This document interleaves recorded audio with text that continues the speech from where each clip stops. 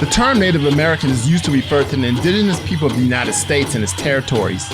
They go by several names, including American Indians, First Americans, and Native Americans. More than 9 million indigenous people still call the land that is now the United States of America home. But did you know many of our sports and hobbies came from the Native Americans? Canoeing, snowshoeing, tobogganing, lacrosse, relay races, and tug of war are just a few of the games early Native Americans played that we still enjoy today. So here are 10 fascinating facts about Native American tribes and their history that you might not be aware of.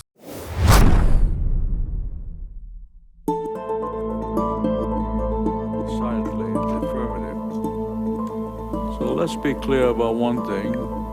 The federal acknowledgement process is all about the recognition of the sovereignty of Native nations that were here long before immigrants came to America's shores. Of the 574 recognized tribes, 229 resides in Alaska.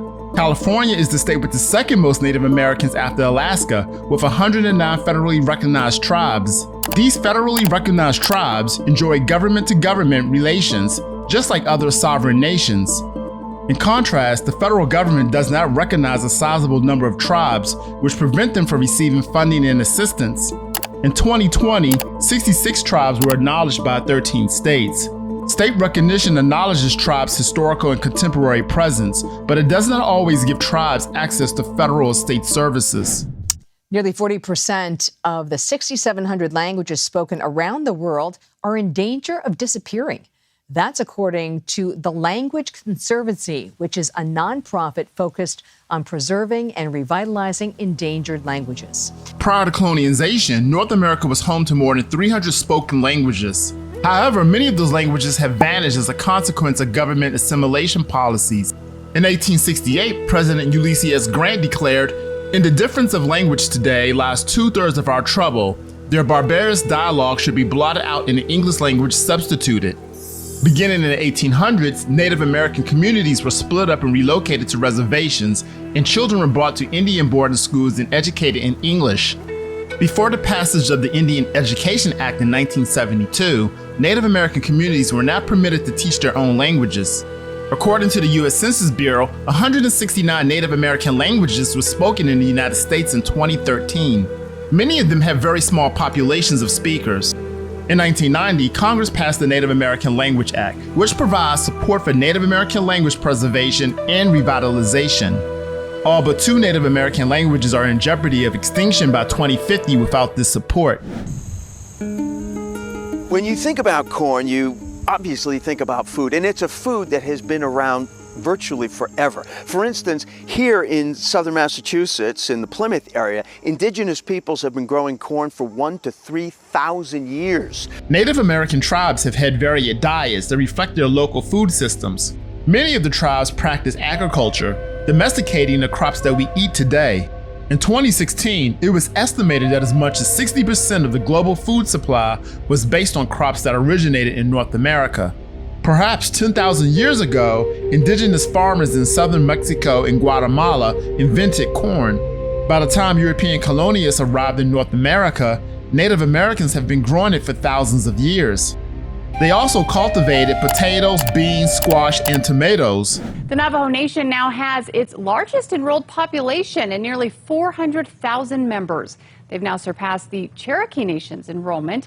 Officials say the recent spike may be due to federal payments going to the tribe as a result of the pandemic. The Navajo Nation is almost 25,000 square miles, an area about the size of West Virginia and more than twice as large as Maryland. The nation extends into Arizona, New Mexico, and Utah.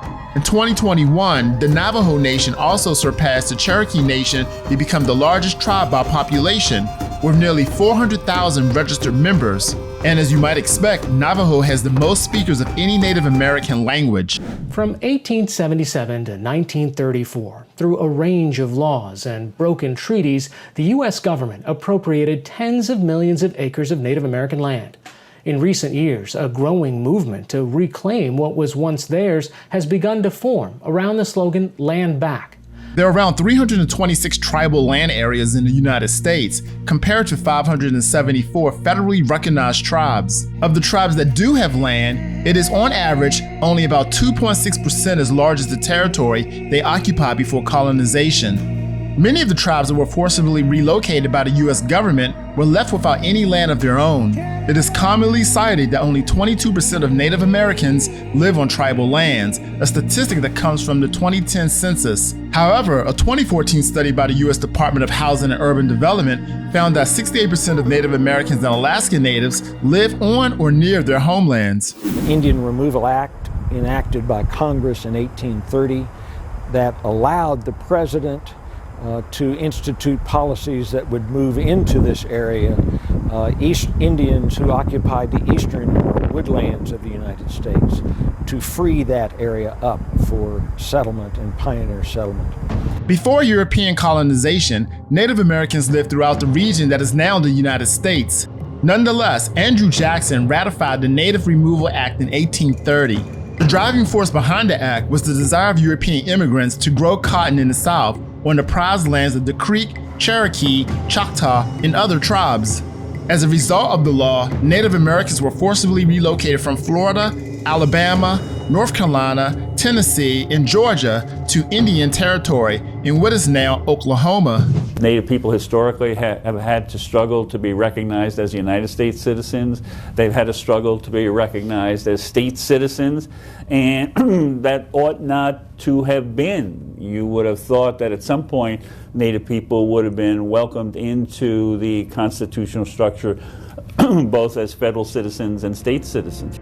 On June 2, 1924, President Calvin Coolidge signed the Indian Citizenship Act into law. Some Native Americans were already considered U.S. citizens because of the 1887 Dawes Act, which granted citizenship to those who accepted land grants. However, even though they had been granted full citizenship, many Native Americans were still denied the right to vote. Voting rights were up to states, and many continued to deny them to Native Americans for decades. States also used discriminatory practices to limit access to the polls. For instance, many used literacy tests which prevented Native Americans and others who could not read and write English from voting. These practices continued until the passage of the Voting Rights Act in 1965. August 14th is National Navajo Code Talkers Day. President Ronald Reagan set this day aside to remember the Special Marines who helped win the fight against the enemies in World War II. During World War II, the U.S. government used skilled Navajo language-speaking Native Americans, or code talkers, to communicate top-secret intelligence to allies.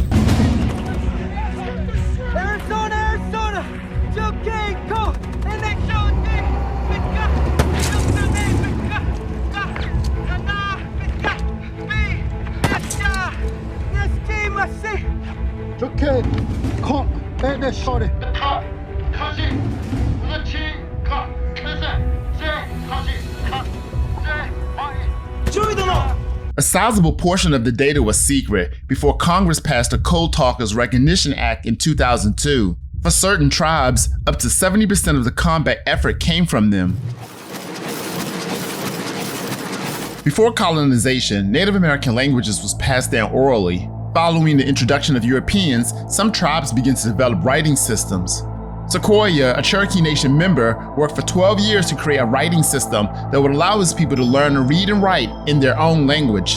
In 1821, he finished the 86 characters that comprised his syllabary. The Cherokee found it simple to learn the syllabary since it was designed to accurately mimic Cherokee language sounds. The tribe had mastered reading and writing within 3 to 5 years.